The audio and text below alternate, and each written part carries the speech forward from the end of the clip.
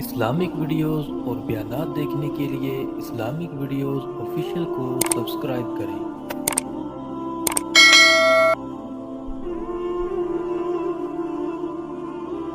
آپ صلی اللہ علیہ وآلہ وسلم نے فرمایا کہ سب سے بہترین روزی وہ ہے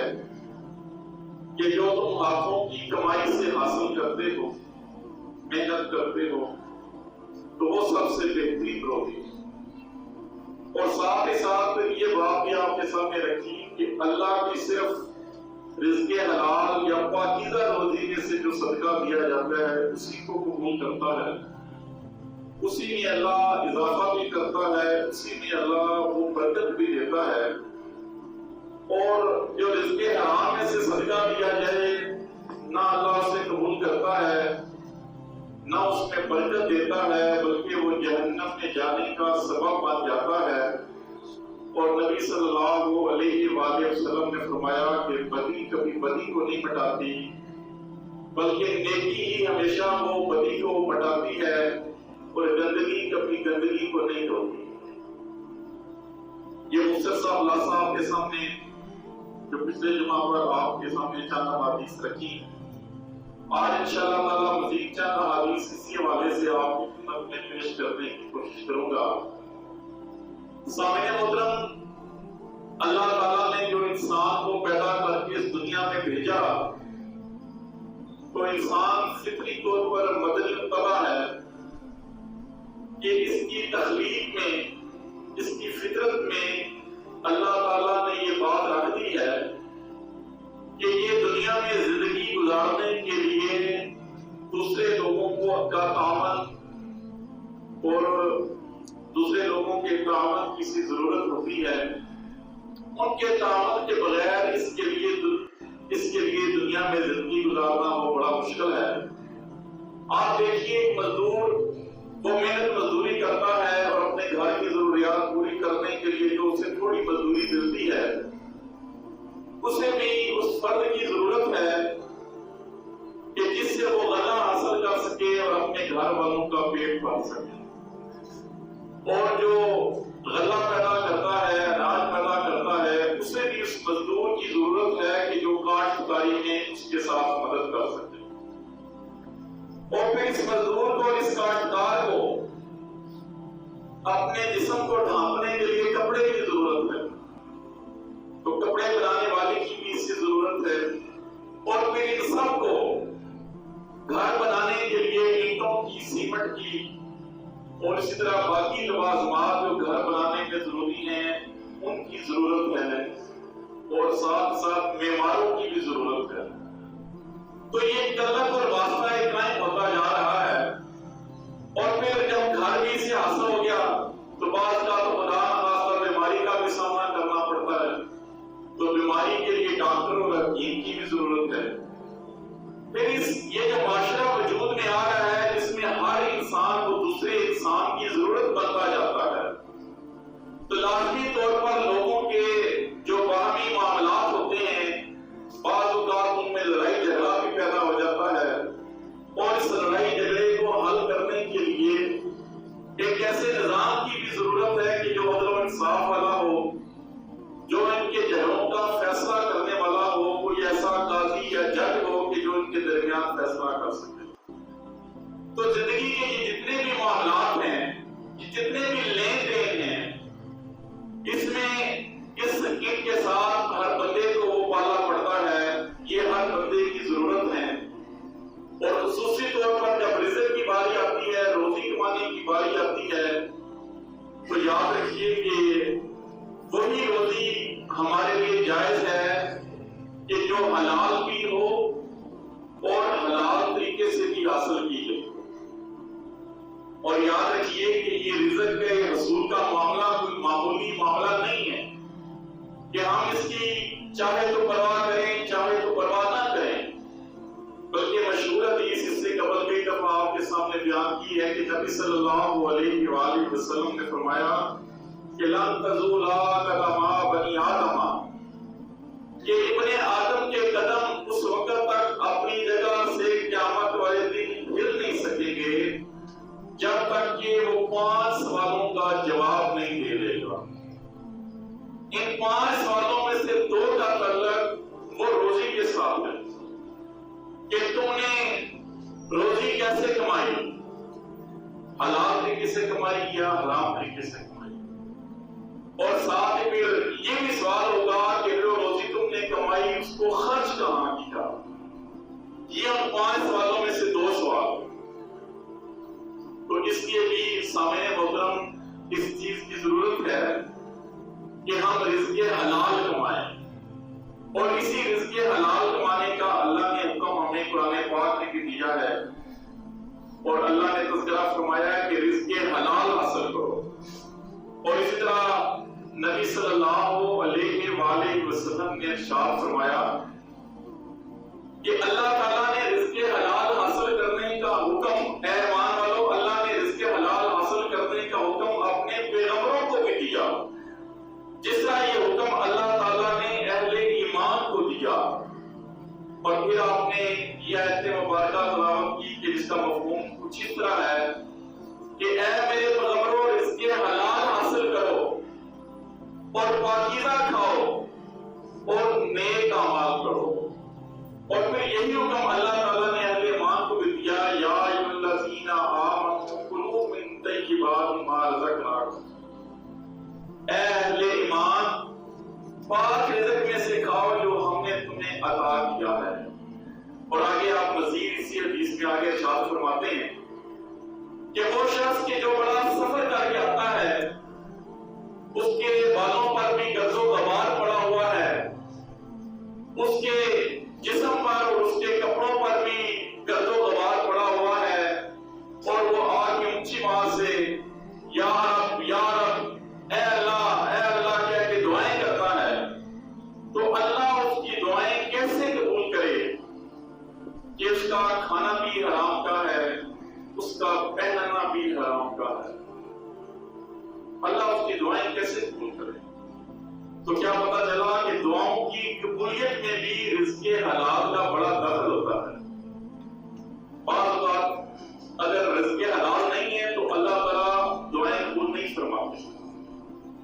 और इसी तरह आप सल्लल्लाहु अलैहि वसल्लम ने इरशाद फरमाया कि वो जिस्म और वो गोश्त जिसकी परवरिश हराम से हुई हो, वो जन्नत में कैसे दाखिल हो सकता है? उसके लायक तो सिर्फ जहन्नम ही है, जहन्नम इसके लायक। इसी तरह सामने मुहतरम बात औक़ात ऐसा होता है कि हलाल और हराम मिक्स हो जाता है और हमें इसकी कोई परवाह नहीं होती है। हलाल भी शामिल हो रहा है, हराम भी शामिल हो रहा है, तो इसके बारे में भी हदीस होती है। बात औक़ात हम इसकी परवाह नहीं करते। आप सल्लल्लाहु अलैहि वसल्लम ने इरशाद फरमाया, हज़रत अब्दुल्लाह बिन उमर रज़ियल्लाहु ताला अन्हु इस हदीस के रावी हैं कि आपने इरशाद फरमाया कि एक बंदा 10 दिरहम का एक कपड़ा खरीदता है और उन 10 दिरहमों में से 1 दिरहम हराम का है।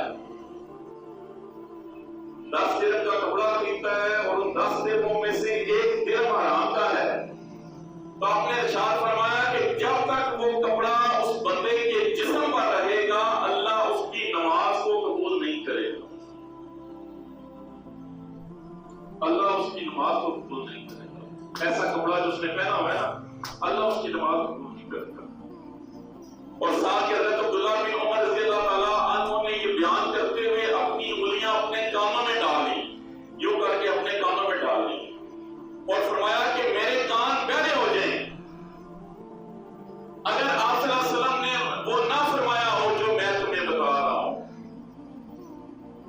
यही इतने सख्त अल्फाज है कि मेरे कान बहरे हो जाएं,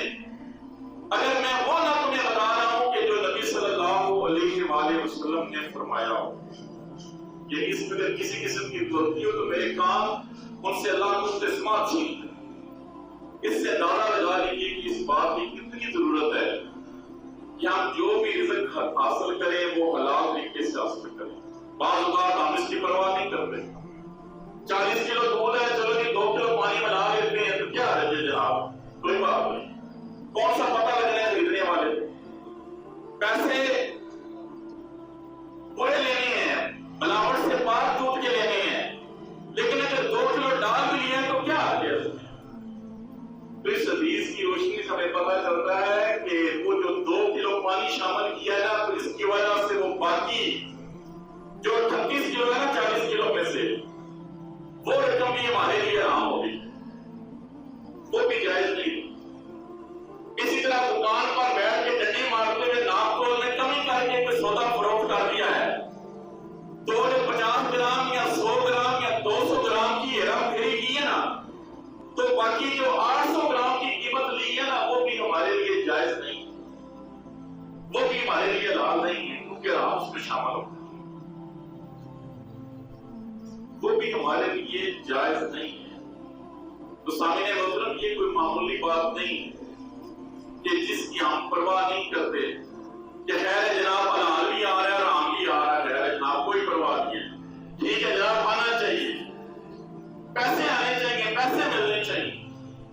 حلال حرام کی تمیز ختم کر دینا جناب، یہ کوئی معمولی بات نہیں۔ اور نبی صلی اللہ علیہ وآلہ وسلم نے اس کی بڑی بحث سنائی ہے۔ آپ صلی اللہ علیہ وآلہ وسلم نے ارشاد فرمایا کہ ایک وقت ایسا آئے گا کہ جب لوگ اس بات کی پرواہ نہیں کریں گے کہ وہ رزق جو روزی وہ حاصل کر رہے ہیں وہ حلال طریقے سے حاصل کر رہے ہیں یا حرام طریقے سے حاصل کر رہے ہیں۔ ایک وقت ایسا آئے گا۔ اچھا آپ بھی اپنی ایمانداری سے بتائیے، کیا یہ وقت آ نہیں گیا ہم پر؟ ہمیں کوئی پرواہ نہیں ہوتی، پیسے آنے چاہیے، حلال طریقے سے ہیں یا حرام طریقے سے ہیں، اور یہ معاشرتی طور پر ایک المیہ بن گیا ہے، ایک مسلم امت مسلمہ کا یہ المیہ بن گیا ہے کہ بددیانتی اور کرپشن ہمارے معاشرے میں اتنی عام ہو چکی ہے کہ جو بددیانتی اور کرپشن نہ کرتا ہونا ہم اس کو سمجھدار بندہ سمجھتے ہیں۔ جو بندہ بھی جس شعبے میں بھی ہے اس کی کوشش ہوتی ہے کسی نہ کسی طریقے سے بددیانتی کی جائے، کسی نہ کسی طریقے سے کرپشن کی جائے، سوائے چند لوگوں کے۔ یہ مثبت سوچ کی نشانی ہوتی ہے کہ سوائے چند لوگوں کے عموماً کیا ہوتا ہے کہ اس بات کی کوئی پرواہ نہیں کی جاتی۔ تو آپ صلی اللہ علیہ وسلم نے فرمایا کہ ایک زمانہ آئے گا کہ جب لوگ اس بات کی پرواہ نہیں کریں گے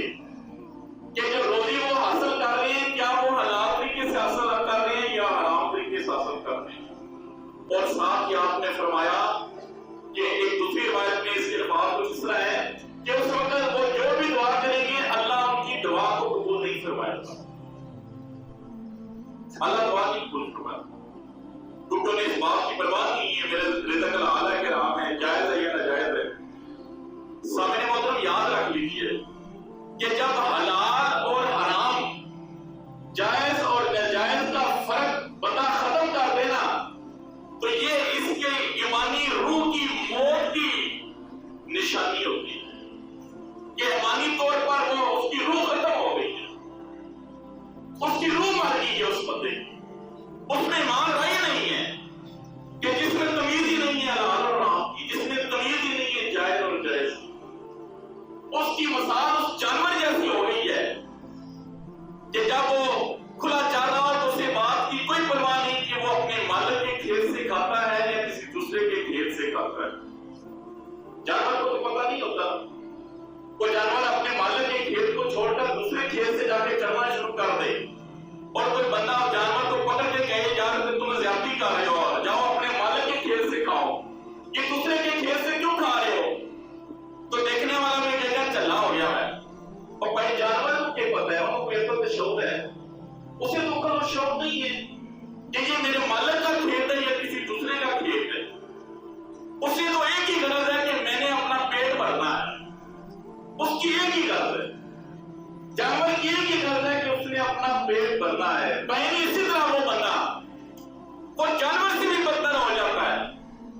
کہ جو حلال اور حرام کی تمیز کو ختم کر دیتا ہے، جو جائز اور ناجائز کی تمیز کو ختم کر دیتا ہے۔ تو اس لیے سامعین محترم اس بات کو کوئی معمولی نہ سمجھیں، یہ کوئی معمولی بات نہیں، حلال نہیں ہے تو عبادت قبول نہیں ہے، حلال نہیں ہے تو دعا قبول نہیں ہے، حلال نہیں ہے تو صدقہ قبول نہیں ہے۔ پیچھے کون سی چیز رہ جاتی، پیچھے کون سی چیز رہ جاتی؟ اور ہمارے اکابرین کی تو اس کی بڑی عمدہ مثالیں ہمارے سامنے رکھی ہیں۔ حضرت ابوبکر صدیق رضی اللہ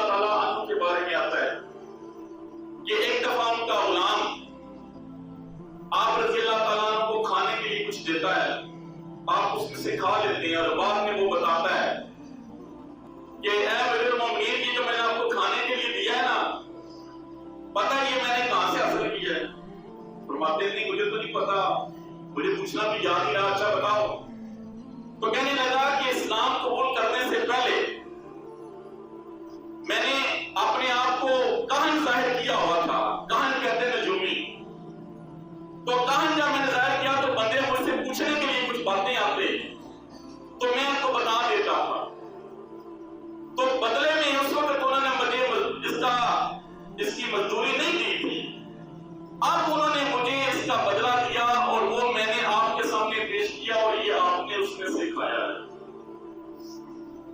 کہن کا جو یہ نجومی ہوتا ہے ان کی کمائی حرام ہوتی ہے، تو یہ کہن کی کمائی تھی میری، تو آپ نے فوراً اپنے منہ میں انگلی ڈالی اور جو کھایا ہوا تھا وہ سارا باہر نکال دیا۔ کتنا اللہ کا ڈر، کتنا خوف، اور یہ تربیت تھی نبی صلی اللہ علیہ وسلم۔ اسی طرح حضرت عمر رضی اللہ تعالیٰ عنہ کے بارے میں آتا ہے کہ ایک بندہ آتا ہے، آپ کی خدمت میں دودھ پیش کرتا ہے، آپ دودھ پی لیتے ہیں، دودھ پینے کے بعد آپ اس سے پوچھتے ہیں کہ یہ دودھ تم کہاں سے لائے؟ تو کہنے لگا کہ میں آ رہا تھا راستے میں تو ایک گھاٹ کے پاس میں دیکھا کہ وہاں پر زکات کے جانور تھے، لوگ ان کا دودھ رو رہے تھے، انہوں نے اس میں سے مجھے بھی کچھ دیا، میں نے بھی پیا اور وہی دودھ لا کے میں نے آپ کو دیا۔ تو آپ رضی اللہ تعالیٰ عنہ سمجھتے تھے کہ میں اس دودھ کا حقدار نہیں ہوں، یہ صدقے کا ہے، خیرات کا ہے، یہ میرے لیے نہیں ہے، فوراً منہ میں انگلی ڈالتے ہیں اور کیا کر دیتے ہیں۔ حالانکہ سامنے محترم اگر غلطی سے کوئی اس طرح کا کھا پی لے تو اس کی پوچھگچھ نہیں ہے، اس پر پکڑ نہیں ہے، لیکن اللہ کا ڈر اور خوف دل میں اتنا تھا اور نبی صلی اللہ علیہ وسلم سے وہ وعدیں سنی ہوئی تھی، تو اس بات کا ڈر پیدا ہو گیا کہ کہیں ہم بھی اس سزا کے حقدار نہ ہو جائیں جو اللہ کے رسول نے بیان کی ہے، تو فوراً کہہ کر تو سامنے محترم یہ جتنی احادیث آپ کے سامنے پیش کی ہیں، ان سب کا خلاصہ ایک ہی بنتا ہے کہ رزق کے معاملے میں بڑا محتاط رہنا چاہیے۔ رزق کا حصول، ہاں وہ آپ کسی دکان پر کام کر کے کر رہے ہیں، اپنی تجارت کر کے کر رہے ہیں، اور تجارت کے حوالے سے بھی یہ آتا ہے کہ آپ صلی اللہ علیہ وسلم نے فرمایا کہ جو سچا امانتدار اور جاندار تاجر ہے، جو صحیح طریقے سے تجارت کرتا ہے، وہ انبیاء، صدیقین اور شہداء کے ساتھ قیامت والے دن ہوگا۔ یہ کوئی معمولی بات نہیں ہے، آپ یہ جو رزق کما رہے ہوتے ہیں دکان پہ بیٹھ کے، یہ کوئی معمولی عمل نہیں کر رہے۔ ایک تو آپ کا یہ وقت عبادت میں گزر رہا ہے، اور دوسرا یہ کہ اگر آپ امانتداری سے تجارت کر رہے ہیں، گاہک کو دھوکہ نہیں دیتے، اس کے ساتھ دو نمبری نہیں کرتے، ناپ تول میں کمی نہیں کرتے، تو آپ انبیاء، صدیقین اور شہداء کے ساتھ ہوتے ہیں۔ لیکن اگر معاملہ دوسرا ہے، تصویر کا دوسرا رخ ہے کہ تجارت کرنے میں دو نمبری کرتے ہیں، دھوکہ اور فراڈ کرتے ہیں، تو پھر آپ صلی اللہ علیہ وسلم نے فرمایا کہ ایسے تاجروں کا حشر وہ جہنمیوں کے ساتھ ہوگا، بدکاروں اور فاجروں کے ساتھ ان کا حشر ہوگا۔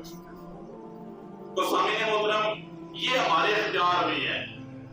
کہ ہم رزق کمانے کا کون سا طریقہ اختیار کرتے ہیں، یہ ہمارے اختیار میں ہے۔ حلال طریقہ اختیار کرتے ہیں یا حرام طریقہ اختیار کرتے ہیں، حلال روزی حاصل کرتے ہیں یا حرام روزی حاصل کرتے ہیں،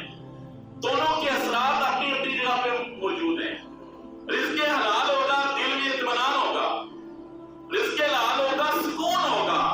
رزق حلال ہوگا، برکت ہوگی، رزق حلال ہوگا تو آخرت کی کامیابی ہوگی۔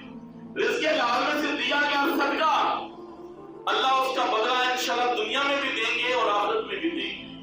اب تصویر کا دوسرا رخ بھی آپ کے سامنے ہے۔ رزق حرام ہوگا تو دل میں سکون اور اطمینان نہیں ہوگا، رزق حرام ہوگا تو اولاد نافرمان ہوگی، رزق حرام ہوگا تو گھر میں لڑائی اور جھگڑے ہوں گے، رزق حرام سے دیا گیا صدقہ اللہ کی بارگاہ میں قبول نہیں ہوگا، اور مرنے کے بعد بھی جو چھوڑ کے جائیں گے وہ بھی جہنم میں جانے کا سبب بن جائے گا۔ اب یہ تصویر کے دونوں رخ آپ کے سامنے پیش کر دی۔ اب آپ کے اختیار میں ہے کہ قرآن و سنت کی یہ ساری باتیں سننے کے بعد آپ تصویر کے کون سے رخ کو پسند کرتے ہیں، کس طریقے کو پسند کرتے ہیں۔ ہمارا کام صرف آپ کی رہنمائی کرنا ہوتا ہے، آپ کو بتانا ہوتا ہے آگے اختیار کرنا یہ آپ کے اختیار میں ہے کہ آپ کس راستے کو اختیار کرتے ہیں۔ اللہ تعالیٰ سے سب کے دل سے دعا ہے کہ ہم سب کو اپنا اپنا جائزہ لے کر رزق حلال کمانے کی توفیق عطا فرمائے اور اپنے راستے میں زیادہ خرچ کرنے کی توفیق عطا فرمائے۔ وما علینا الا البلاغ۔